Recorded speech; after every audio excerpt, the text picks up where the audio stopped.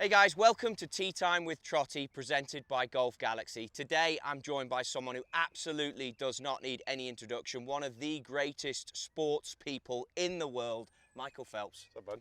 Thanks for having me out here. Oh, for sure, thank you. So this place looks unbelievable. Silverleaf is, I'm lucky to call this home, but the course is always in immaculate shape. And I believe that you're rocking a brand new TaylorMade Qi10 LS. I am. This thing has literally saved me. I used to never hit driver. The miss was too big, too wide. Yeah. And I just got frustrated with it, so I kept the driver in the bag most of the time. It didn't give me what I wanted to be able to go after a 5 and 2, right? So. And you went to Golf Galaxy, I believe, for the fitting, right? Talk to us a little bit about the experience. Go into Golf Galaxy, hit a couple drivers, hit a couple balls too. Saw where I needed to be. Found the club that was right for me, the shaft that was right for me, and honestly now I'm able to find it in the middle of the fairway or around the middle of the fairway. And it's probably going 30 yards farther. The game has gotten more enjoyable, and I can beat my friends. I love it. So that's what it's all about. Give us a rip down here. Lead the way. Show me where we're going. It's going to play. Good shot. Thanks. So when you went through your fitting process, what were the things that they were talking to you about? How much information was there? For me, like what I saw, like my spin rate went completely down.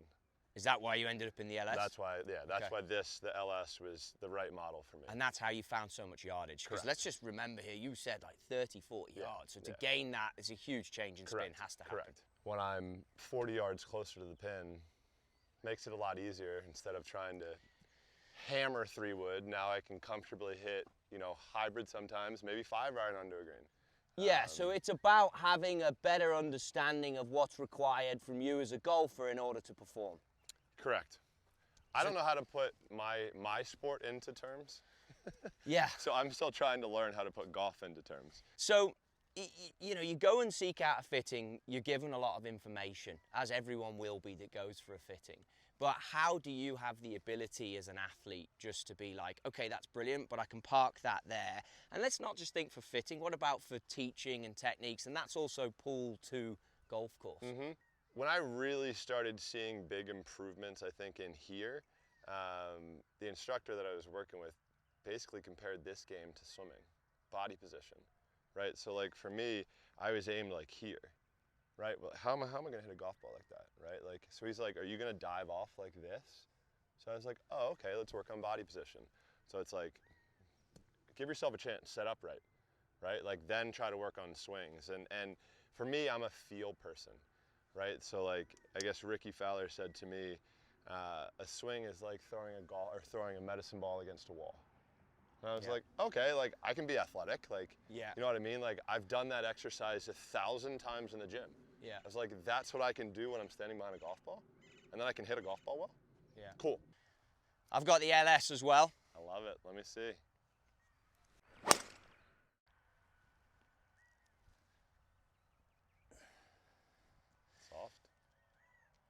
Golf, and I guess this is maybe getting for something that we can all relate to. Golf is a game. It is a game of misses without using cliches. Of course. You're in the moment, you maybe didn't perform the exact way you wanted.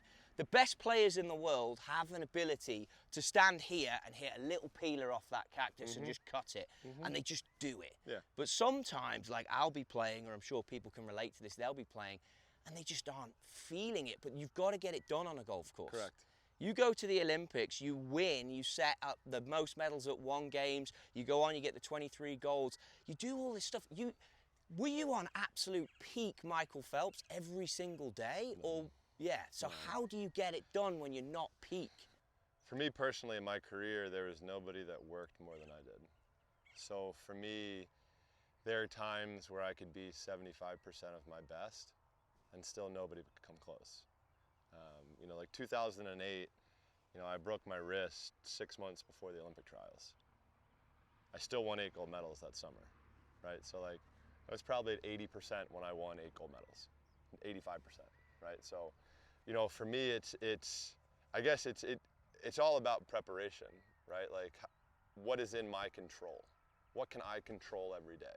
If I want to learn to hit a good golf shot under pressure, then I want to be tired as I possibly can be, mentally, physically, emotionally, and then try to hit a good golf shot. So for me, how I would do it and how my trainer, I'm kind of a psycho. Let me just say that I'm a psycho when it comes to golf. Yeah. So for me, it's repetitions. For me, how many repetitions can I get in? Because I know, again, back to what I said about swimming, I put most repetitions in than any person did over 2 decades. That's why I got the results that I did. Because whenever I did stand up behind the block, I didn't care who I was racing against. I didn't care if they were the existing world record holder. I was still going to beat them. But it's like golf, because they can't impact what you do. Right. Like, I can't do anything to you Correct. to impact the result of your golf ball. So golf is like one shot at a time. Everyone always says that. It is so hard to do, but that's the reality, right? If you can hit one golf ball or one shot at a time, think about one shot at a time. Watch what happens. Would you say that you love golf as much as you love the process in the pool? Yes, because of what you said, the process. Yeah. Like, I'm a process guy. Like, when I came out here, I couldn't hit a golf ball. Yeah. I mean, like, it would go 100 yards right, 75 yards left, 125 yards down the middle. I don't know what I was going to get. Now I can go to the tee and put it in a window, right? Like, have a gap where I'm hitting it to. And at that point, like, I'm doing what I can. I'm controlling what I can at that moment. And when I go back to the range and if I'm doing practice sessions, that's where I should try to work on things. I want to try to be great. If I want to try to be great, I have to count on myself to do the work. I can't snap my fingers and get out of bed and just expect it to happen. It doesn't work like that. I love it. Awesome. And in this game, you can't fake this game. Tell me about it.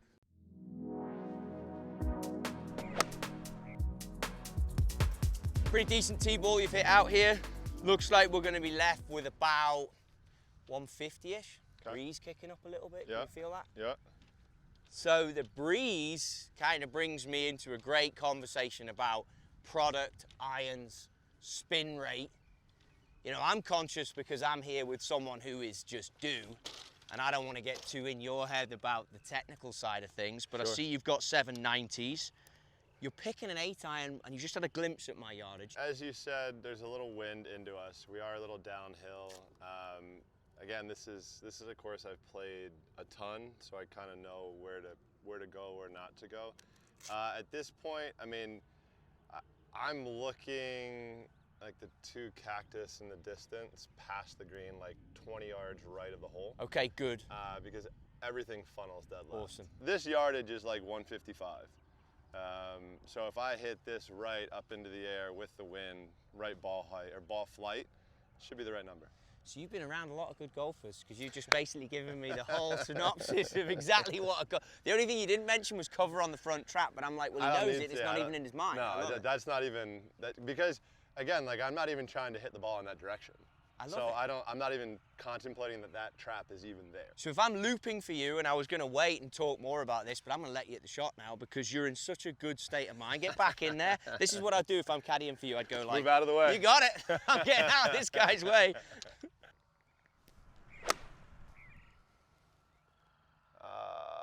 If it makes the cover, it's beautiful. Yeah. Just in the trap. Okay, so. Should have rolled off the back. Yeah, I'm surprised because 157 to go long, 156. I thought you had enough stick. You can feel a bit of the breeze. You'd have probably had to have compressed it a hair more, right? Pulled it a little bit, I think. So, I think I pulled it a touch. Yeah, but right. Like when I look at fitting and I look at clubs, the one thing I'd like, you don't take very deep divots, do you? Nope. But yet you play with these boys round here and I bet they're digging for small elephants, right? Some of them do, some of them don't. My favorite video is like, obviously you see the video on Instagram where it's like Tiger and just don't take divots. Yeah. Hey, what's up with the no divots? What? No divots. Why do you take a divot? I don't know. I'm asking you. Just picking it. Do you do that always when you warm up, or? I mean, so it's like, maybe I'm like Tiger, just don't take divots. The only thing I would say about that, like you've got 790, so realistically you should have plenty of club.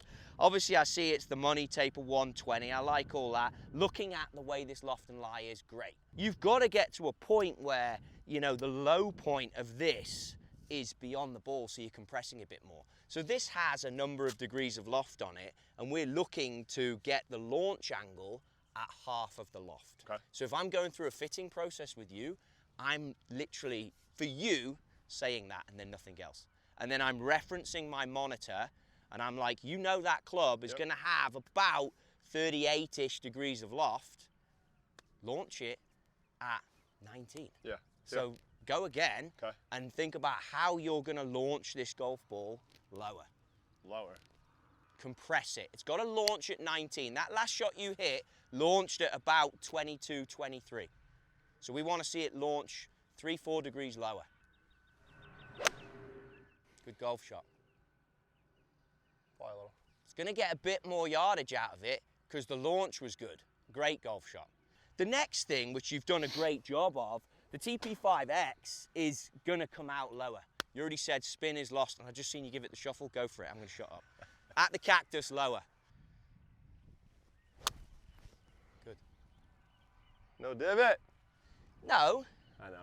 but it's I'm things being me. to work on, you know what I For mean? sure, for sure. But that felt better. I mean, no divot. Stayed down through it a little bit. But from a fitting point of view, this breeze and that, this breeze combined with that and combined with that golf ball are why you're in that ball and these irons. Correct. So when you show up for your fitting, how you deliver the golf club and how you flight golf shots impacts the irons that you choose. We'll go up and we'll take a look around the greens. I've seen you hit some chips on around the putting green, which I like what I was seeing, so we'll go and see what you got up there. I love it.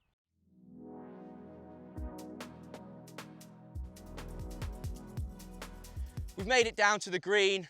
I've had some great insights all the way here. Now let's tap into this man's mind as to how he plays these short game shots.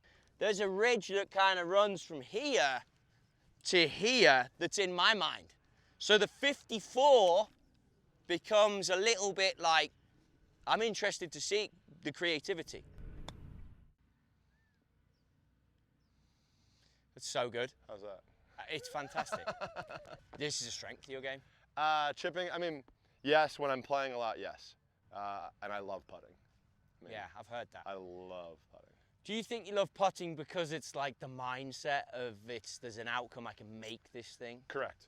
You have to have feel, right? Like, everybody's gonna learn differently. Everybody's body can do so many different things. So, yeah, that's why, again, I'm choosing to chip with a 54 here where some people would want to fly it all the way. So I think the reason you play 54, to put it into something that maybe we can all understand when we choose to buy our wedges, and I'm going to take 56 here for me. When you look at the bounce, it's the angle from the leading edge to the back, okay? Right. And there's a camber and there's a degree. The best way I've heard this explained is that if you were to take a beach ball, a basketball, whatever it may be, a soccer ball, and push it down into a barrel of water, the air pushes back. Right. So if you think about hitting a chip shot and you want that sound, that interaction, Yep. so there's the bounce doing its job. And I think the reason you play 54 is because of the different bounce that you have versus a 60 Yep. or versus a 52. The other thing when I watch you chip, and again, it's so hard because I don't want to say too much, you've got so much feel. You talk to me about release. Yeah. A lot of people in the UK, me included, we drive. So when I stand here, the hands go forward and we get this way. Yep. And you see how that club in Sure. America, certainly here where it can be Yep. a little bit this way. I mean, if I get on this stuff, you're not even going to see me demonstrate. I don't want to know do. what's gonna happen. Exactly. I'm just not happy with that. Correct. But you can be around the best in the world, the Rorys of this world, and he could stand here and just flip that bounce Without like question. a legend. Yep. And I think there's some amazing things that you've said and some little things that we can all learn. There's a lot we can learn from you. But as a golfer, the fact that you talked about release, just to put that into layman's terms, it's effectively taking the club always wants to return. Right. Center of gravity always wants it to go horizontal, vertical. So if I can get to a point where I can chip as you do, you stand perfectly to it, and then you just let the head pass the hands and give you that bounce, control of the low Let the point. club do the work. It's everything we spoke about in the fairway. Mhm. Just control of the low point. Maybe I need to put 8 iron, 7 iron in my hand more often because these are pretty easy to hit. Go for it.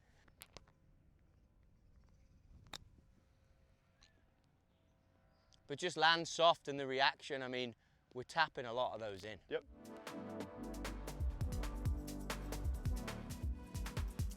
Someone who has fantastic release and knows how to use the bounce of a mill grind 4 wedge is usually No pressure. amazing out the bunkers. Usually. So I want to see how this goes. Let's see it. So get in there first, hit one without me in your grill, All right. and then you can tell me what you think.